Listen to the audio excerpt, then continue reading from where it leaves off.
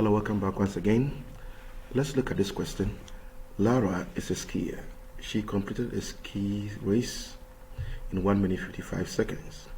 The race was 475 meters in length. Lara assumes that her average speed is the same for each race. Using this assumption, work out how long Lara should take to complete 700-meter race. Give your answer in minutes and seconds. Now I'll split this into two sections, so we need to look at what happened in the first section before we go to the second section. So let's look at the information that we have. We have the distance, 475 meters. We have time in minutes and seconds, so I've converted everything into seconds. So because like I told you before, speed is measured in meters per second or kilometers per hour or miles per hour. So here we're going to work our example in meters per second.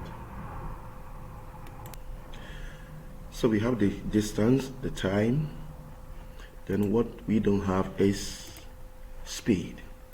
So we can sort of use this information to find the speed for the first section. Speed is given as distance divided by time. So it's 475 meters divided by 104. Everything is in seconds.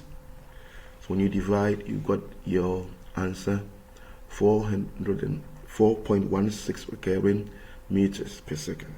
Okay. So that's the first part. Let's leave it there. It says that using the assumption, work out how long she would take to complete 700-meter race, which means the speed is the same. Now this time we have a distance of 700 meters. The speed is 4.16 recurring, and we need to work out the time. And to work out time, you cover time. And when you cover time, the formula is distance divided by speed.